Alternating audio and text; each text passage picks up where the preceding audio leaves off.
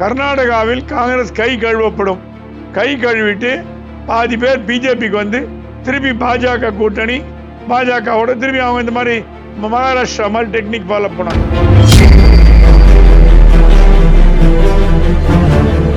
லிங்காயத் முடிவு பண்றவங்க தான் கர்நாடகாவில் முதலமைச்சராக வர முடியும். ஆகவே சித்தராமையாவோட சீட்டுக்கு ஆபத்து வந்துடுச்சு.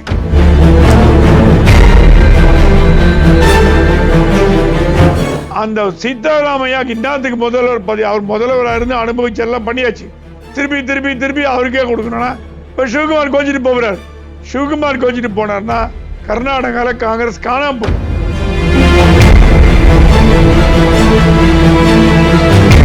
மல்லிகார்ஜுன் கார்கே சித்தராமையா சப்போர்ட் பண்றார். அது ஒரு 2 பேரும் ஒரே இனத்தை. தேசிய தலைமை வந்து சித்தராமையா சப்போர்ட் பண்ணுது. ராகுல் காந்தி வந்து சிவகுமாருக்கு சப்போர்ட் பண்றார். இதுதான் அங்க வேடிக்கை.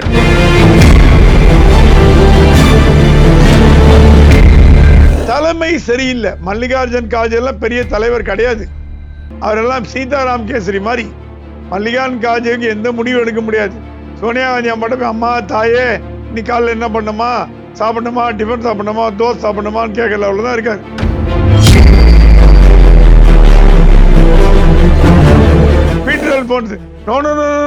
ஸ்டாலின் தான் நம்ம தலைவர், காமராஜர் அப்புறம். நம்ம தலைவர் ஸ்டாலின், காமராஜர் அப்புறம் வச்சுக்கங்க அவர் பக்கம் சொல்லிட்டார். இவங்க part time Congressmen. EVK Elangovan, Peter Alphonse எல்லாம் திமுக காரர்கள் பார்ட் டைமா காங்கிரஸ்ல இருப்பாங்க. சத்தியமூர்த்தி பவன் வரும்போது காங்கிரஸ், வெளில போனா கரைவேட்டி கட்டாத திமுக.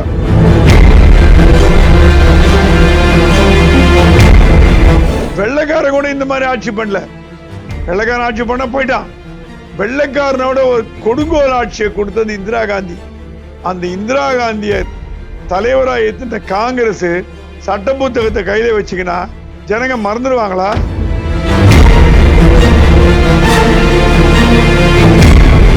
எது வலிக்குமோ அதை சொன்னா வலிக்கும். உங்களுக்கு வலிக்கிறது எமர்ஜென்சி. மோடி கரெக்டா அடிச்சார். உனக்கும் இன்னையா சுதந்திரத்துக்கு என்னையா சம்பந்தம்?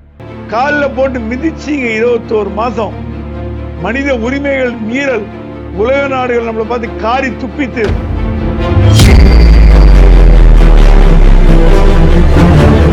காமராஜருக்கு ஹார்ட் அட்டாக் கொடுத்த எமர்ஜென்சியை பேசின காங்கிரஸ்காரங்களுக்கு என்ன ஒரு தைரியம் இருந்தா இப்ப வந்து சட்ட புத்தகத்தை கையில வச்சிருக்கான்னு மோடி கேட்டதுல தப்பே கிடையாது.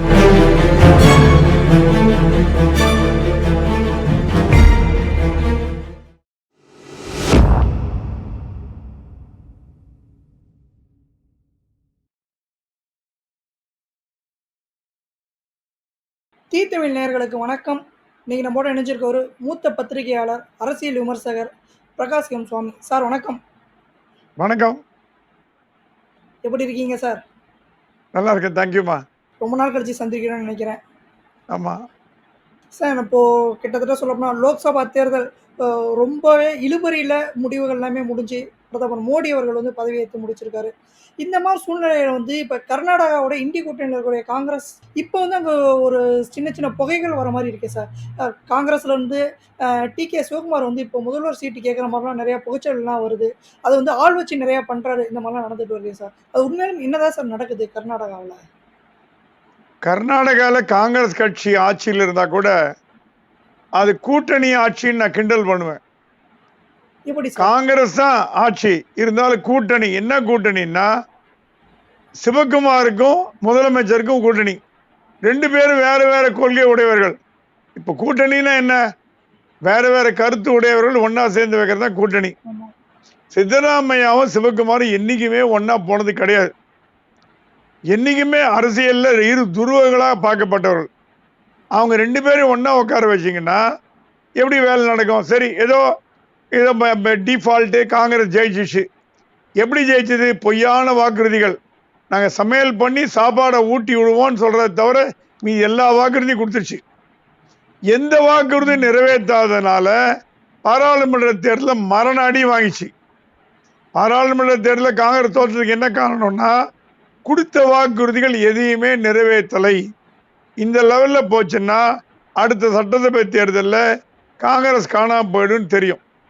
அது இல்லாம கர்நாடகாவின் காங்கிரசின் முகமாக பார்க்கப்பட்டவர் டி.கே. சிவகுமார். கண்டிப்பா. எப்படி தெலுங்கானால ரேவந்த் ரெட்டியோ அந்த மாதிரி கர்நாடகால சிவகுமார். ரேவந்த் ரெட்டிட்ட சொல்லிட்டார் ராகுல் காந்தி, நீ என்ன பண்ணுவே எனக்கு தெரியாது, காங்கிரஸை ஜெயிக்க வச்சு காட்டணும், நீ தான் முதலமைச்சர். அந்த உறுதிமொழியை ரேவந்த் ரெட்டிட்ட ராகுல் காந்தி கொடுத்தார். ரேவந்தும் பிரமாதமா பயன்படுத்தி ஜெயிச்சு முதலமைச்சர் ஆயிட்டார். கர்நாடகால பாத்தீங்கன்னா அதே அளவுக்கு எஃபர்ட், அதே அளவுக்கு பணம், காங்கிரஸ் கட்சி மேலிடத்துல இருந்து 10 பைசா பணம் வரல, அத்தனை கோடிக்கணக்கான ரூபாய் செலவு பண்ணது சிவகுமார். செலவு பண்ணி ஜெயிச்சாவிட்டு அவருக்கு முதலமைச்சராக கொடுக்காம சித்தராமையாவுக்கு முதலமைச்சராக கொடுத்தது எப்படி சிவகுமாரால் ஏத்துக்க முடியும்? ஏத்துக்க முடியல. என்ன சொன்னாங்க, நீ கொஞ்சம் அட்ஜஸ்ட் பண்ணிக்கங்க, துணை முதல்வருங்க, 1 வருஷத்துல மாத்திரம் அப்படின்னாங்க. ஆனா பாராளுமன்ற தேர்தலில் சிவகுமார் தம்பியை தோக்கடிச்சது சித்தராமையா தான் சிவகுமாருக்கு தெரிஞ்சு போச்சு. 2 பேரும் அரசியல் எதிரிகள். 2 எதிரிகள் ஒரே வீட்டில் இருக்க முடியுமா? 1 வருஷம் இருந்ததே அதிகம், இத்தனை நாள் இருந்ததே அதிகம். டெல்லியில போய் சொன்னாராம், எனக்கு முதல்வர் பதவி தரேன்னு 1 வருஷம் சொன்னீங்க, தர முடியுமா முடியாதா? 2ல 1 சொல்லுங்க. சித்தராமையா என்ன பண்ணாரு, இதை தடுக்கிறதுக்கு 10 பேரை விட்டு 4 துணை முதல்வர்கள் வேணும். எதுக்கு?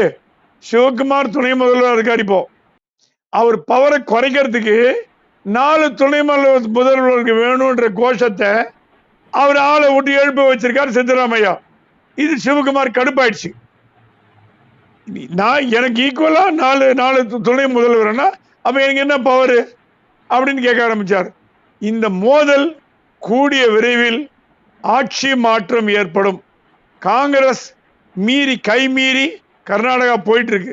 கர்நாடகாவில் காங்கிரஸ் கை கழுவப்படும். கை கழுவிட்டு பாதி பேர் பிஜேபிக்கு வந்து திருப்பி பாஜக கூட்டணி, பாஜகவோட திருப்பி அவங்க இந்த மாதிரி மகாராஷ்டிரா மாதிரி டெக்னிக் ஃபாலோ பண்ணாங்க. இது எதை காட்டுறதுன்னா, தமிழ்நாடு காங்கிரஸ் கமிட்டி மாதிரி கர்நாடகாலையும் ஒத்தை தலைப்பு ரேவந்த் ரெட்டினா ரேவந்த் ரெட்டி தான். தெலுங்கானால யாரும் கேட்க முடியாது, ஒத்தனை வாய் திறக்க முடியாது. ஆந்திரானா ஒய்எஸ்ஆரோட தங்க, அந்த அம்மா தான், அவங்க வைக்கிறதா சட்டம், ஷர்மிளா வைக்கிறதா சட்டம். அந்த மாதிரி தமிழ்நாட்டில் கிடையாது. அதனால இங்கே சீரடிஞ்சு போச்சு. கர்நாடகாலையும் அந்த சித்தராமையா இன்னாத்துக்கு முதல்வர் அவர் முதல்வராக இருந்து அனுபவிச்சு எல்லாம் பண்ணியாச்சு. திருப்பி திருப்பி திருப்பி அவருக்கே கொடுக்கணும்னா இப்போ சிவகுமார் கோச்சிட்டு போகிறார். சிவகுமார் கோச்சிட்டு போனார்னா கர்நாடகாவில் காங்கிரஸ் காணாம போயிடும்.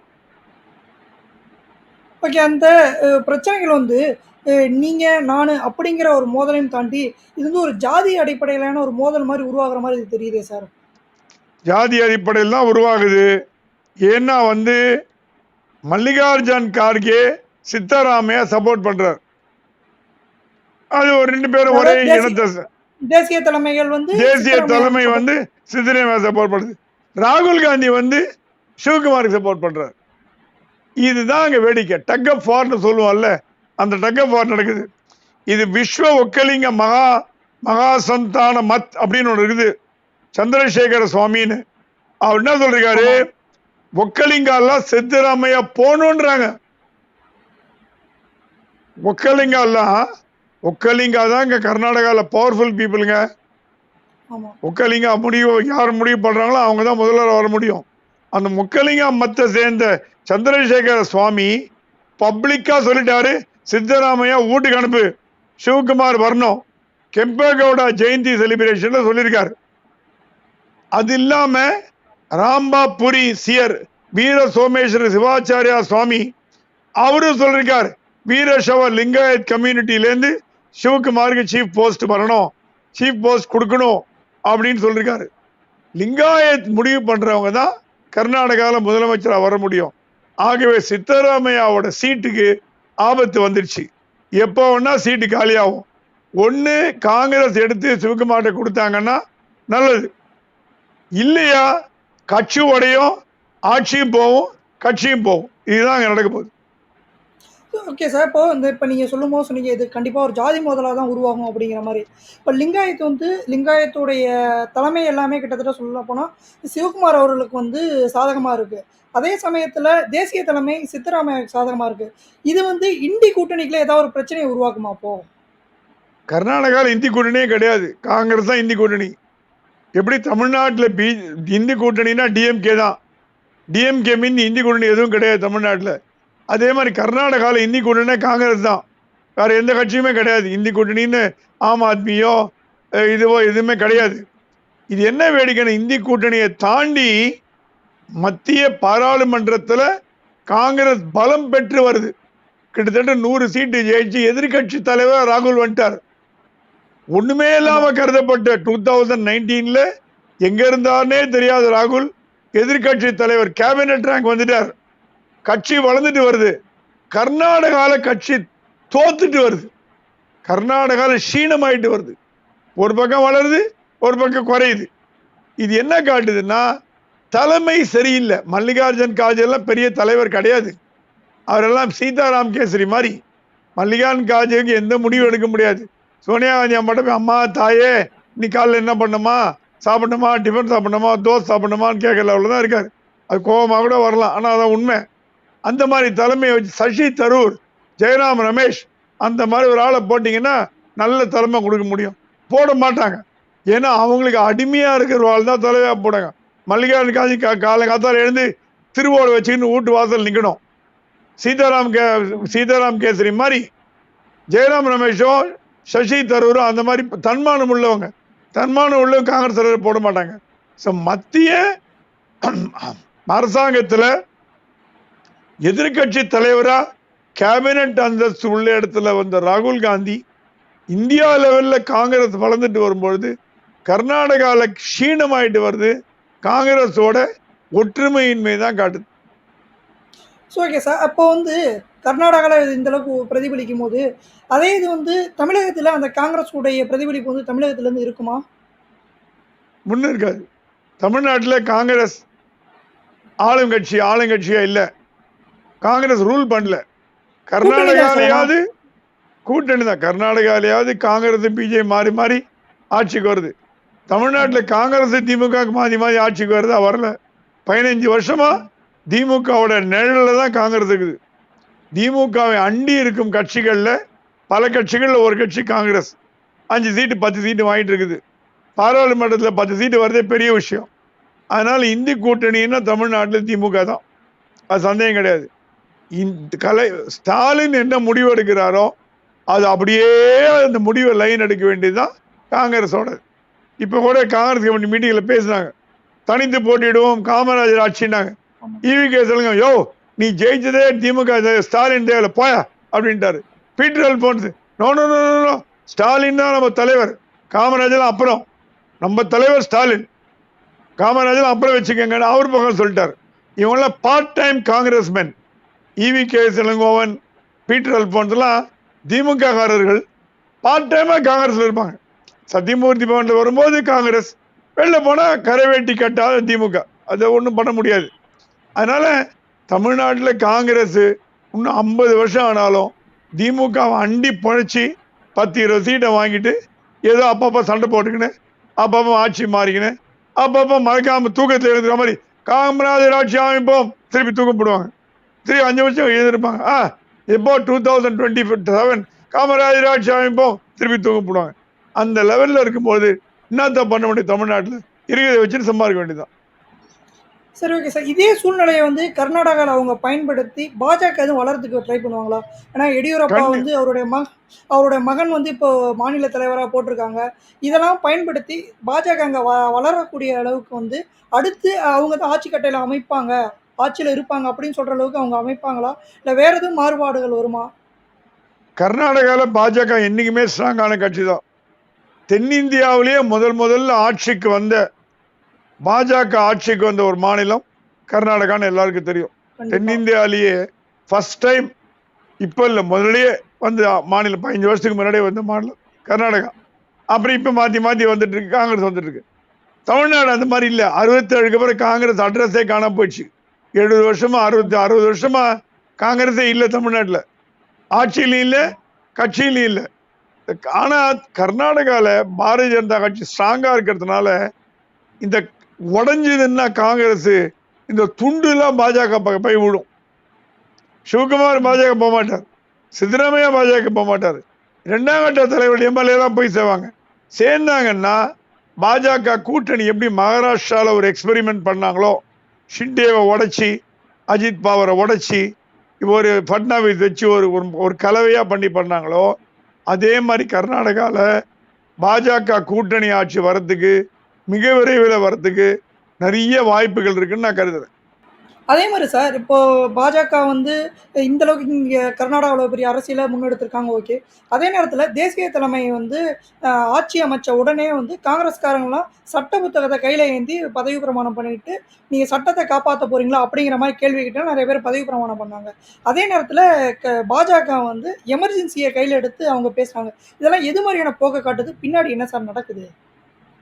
சட்ட புத்தகத்துக்கும் காங்கிரஸுக்கும் சம்பந்தமே கிடையாது. அந்த சட்ட புத்தகத்தை தீ வச்சு கொளுத்ததே இந்திரா காந்தி தான். கொடுங்கோல் ஆட்சி, இம்மென்றால் சிறைவாசம், 21 மாதம் இந்தியா இருண்ட கண்டத்தில் இருந்தது. பத்திரிகை சுதந்திரம் கிடையாது, பேச்சு சுதந்திரம் கிடையாது. திமுக worst affected. எல்லா தலைவர்களும் ஜெயிலில் போட்டாங்க. சிட்டி பாபு கொலை செய்யப்பட்டார், முரசொலி மாறன் அடி வாங்கினார், முதலமைச்சர் ஸ்டாலின் அடி வாங்கினார். ஸ்டாலினை காப்பாற்ற போய் சிட்டி பாபு உயிரை கொடுத்தார். அப்படிப்பட்ட ஒரு கொடுங்கோல் ஆட்சி. வெள்ளைக்காரன் கூட இந்த மாதிரி ஆட்சி பண்ணல. வெள்ளைக்காரன் ஆட்சி பண்ண போயிட்டான்.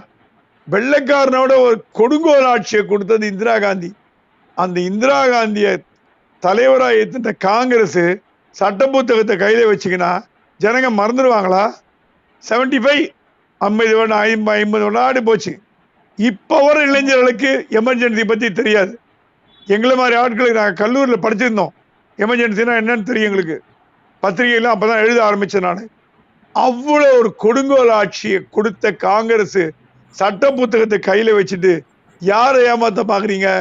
அதெல்லாம் அண்ணல் அம்பேத்கர் போட்ட சட்டத்தை அமெண்ட் பண்ணி கான்ஸ்டியூஷனை செக்குலர்ன்ற வார்த்தையை கொண்டாந்தீங்களே, அந்த செக்குலர்ன்ற வார்த்தையை கொண்டு வரதுக்கு அம்பேத்கருக்கு தெரியாதா? அம்பேத்கர் சொன்னாராம், இருக்கிறத ஏன்பா போடணும்னாராம். அவங்கெல்லாம் சட்ட மேதைகள். அம்பேத்கர்லாம் உலக ஞானி. இருக்கிறது இப்ப கண்ணுனா கண்ணுன்னு சொல்லுவீங்களா? ஆம்பளைனா ஆம்பளைன்னு சொல்லுவீங்களா? இந்தியா செக்குலர் கண்ட்ரி தான் அப்படின்னு ஒரே போட்டார். அல்லாடி கிருஷ்ணசாமி ஐயரும் நம்ம சட்ட மேதை அண்ணல் அம்பேத்கரும். அந்த அம்பேத்கரோட மனசை புண்படுற மாதிரி செக்குலர்ன்ற வார்த்தையை கான்ஸ்டியூஷன்ல போட்டது இந்திரா காந்தி. உங்களுக்கு என்ன உரிமை இருக்குது கான்ஸ்டியூஷனை பத்தி பேச? சட்ட புத்தகத்தை பத்தி என்ன உரிமை இருக்குது? எல்லாரையும் ஜெயில போட்டீங்க, நீதிபதிகள்லாம் போட்டு மிரட்டி விட்டீங்க. எமர்ஜென்சியை கொண்டு வந்த கட்சி சட்டத்தை பத்தி பேசுறதுக்கு வேடிக்கையா இல்லையா? அதே நேரத்தில் மல்லிகார்ஜுன் கார்கே வந்து ட்விட் பண்ணும்போது என்ன சொல்லியிருக்காங்கன்னா, இப்போ சம்மந்தமே இல்லாமல் வந்து பாஜக வந்து எமர்ஜென்சியை கையில் எடுத்திருக்காங்க.